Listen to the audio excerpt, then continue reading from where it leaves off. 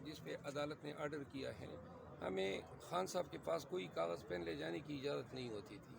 اور کبھی کبھار کوئی کاغذ لے بھی جاتے تھے تو اس کی فوٹو کاپیاں رکھ لیتے تھے۔ اس کی بھی عدالت نے اپنے حکم نامے میں سختی سے ممانعت کی ہے کہ وکلاء کوئی بھی کاغذات لے جائیں گے، ان کی کوئی کاپیاں نہیں بنیں گی۔ بے شک سرسری طور پہ دیکھ سکتے ہیں سرچ کے وقت، لیکن نہ ان کو پڑھا جائے گا اور نہ ان کاغذات کی کوئی نقول تیار کی جائے گی۔ ابھی تک یہ ہوتا آیا ہے کہ ہم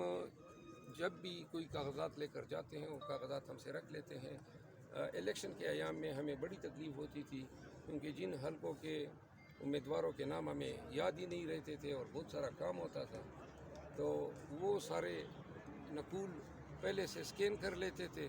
ہم سے پہلے ہی دیگر لوگوں کو یہ اطلاعات پہنچ جاتی تھی، تو لہٰذا آج اس حکم نامے کے ذریعے اسکین کرنا، نقول تیار کرنا، اس کی ممانعت کرنا۔ اچھا سر، انیشلی آج آپ کو اسلام آباد ہائی کورٹ سے ریلیف ملا ہے، آج اسلام آباد ہائی کورٹ میں سائفر کیس اور توشہ خانہ کیس کے خلاف جو اپیل دائر ہوئی ہے اس کی بھی سماعت ہے، اسپیشل بینچ اس کی سماعت کرے گا، کیا سمجھتے ہیں کتنا اہم ہے اور آپ کو ادھر سے بھی ریلیف ملنے کی توقع ہے؟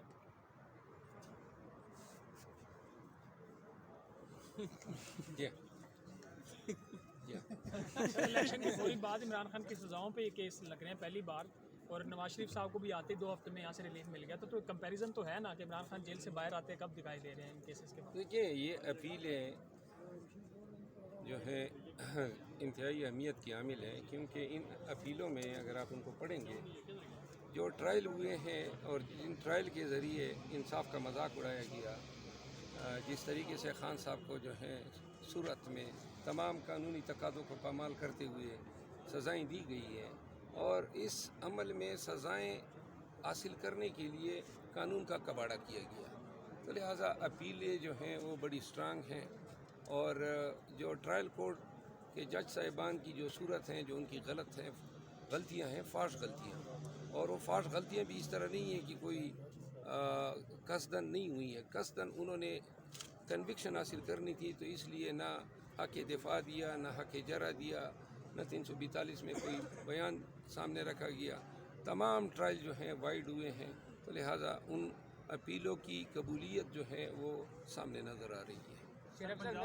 سر بتائیے گا، پنجاب اسمبلی ابھی مکمل نہیں ہوئی، مخصوص نشستیں ابھی جو ہے نا وہ سنی اتحاد کونسل جو کہ آپ کے اتحاد ہے اس کو نہیں ملی، اور اسی طرح جو ہے نا وفاق کے اندر بھی اسی وجہ سے جو ہے نا صدر نے یہ رکوا دیا ہے کہ اسمبلی ابھی مکمل نہیں ہے تو اجلاس نہیں بلا سکتے، تو کیا سر پنجاب اسمبلی میں اگر مخصوص نشستیں نہیں ملی تو وزیر اعلیٰ کا جو انتخاب ہو رہا ہے وہ سر رکوا سکتے ہیں مطلب عدالت کے تھرو آپ لوگ، یا نہیں؟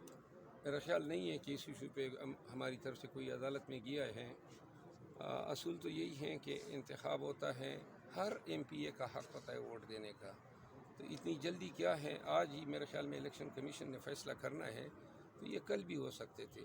لیکن چونکہ اگر اس پوائنٹ پہ کل اسمبلی میں اس الیکشن کو چیلنج کیا جاتا ہے کہ وزیر اعلیٰ کے انتخاب میں چند ووٹرز یا 10 یا 15 ووٹرز اپنا حق رائے دہی استعمال نہیں کر سکے ہیں جو ان کا حق ہے، تو عدالت اس الیکشن کو شاید اس صورت میں وائڈ کر دے کہ یہ ان کا حق تھا، لیکن اگر فرق جو ہے ان ووٹوں سے زیادہ پڑتا ہے تو پھر امکان کم ہے۔ اچھا سر، آپ نے سپریم کورٹ میں انتہائی اہم درخواست دائر کر رکھی ہے انتخابات کے حوالے سے، اور آپ نے کہا کہ پاکستان کی تاریخ کا اہم ترین کیسز ہے، 80 نشستیں چھینی گئی ہیں۔ ابھی میں نے اسلام آباد ہائی کورٹ سے متعلق سوال کیا تو آپ کی معنی خیز مسکراہٹ تھی، خاموش تھی، تو جس طرح اس پہ آپ کا رد عمل ہے سپریم کورٹ والی پہ بھی اسی طرح؟ سپریم کورٹ میں ہم توقع رکھتے ہیں کہ چونکہ انتہائی اہم نوعیت کا مقدمہ ہے پاکستان کی آئینی، قانونی، سیاسی اور جمہوری تاریخ کا، تو میرا خیال یہ ہے کہ اگر فل کورٹ بنا دیا جائے اور اس مقدمے کی سماعت ہو جائے، کیونکہ پاکستانیوں کو، پاکستان کو جمہوری اقدار اور ویلیوز ریسٹور کرنے کی اشد ضرورت ہے۔ عدالت عظمیٰ جو ہے اس کے بعد کوئی فورم ہی نہیں ہے، لہذا پوری قوم کی نظریں جو ہیں سپریم کورٹ آف پاکستان کی طرف لگی ہوئی ہے کہ یہ اتنا بڑا ڈاکہ جو پڑا ہے عوام کے مینڈیٹ پہ، اس کو supreme court of Pakistan undo کر سکتے۔ سر، عمر ایوب صاحب کے ساتھ بھی اس طرح بغل گیر ہوں گے جس طرح بیرسٹر گور کے ساتھ ہوئے ہیں؟ تاثر یہ جا رہا ہے کہ شاید آپ کے اختلافات ہیں ان سے؟ نہیں، میری عمر ایوب صاحب کے ساتھ کوئی اختلافات نہیں، وہ میرے بھائی کی طرح ہیں، اور ہم کبھی بھی ملیں گے، جب بھی ملیں گے انشاءاللہ بغل گیر ہوں گے۔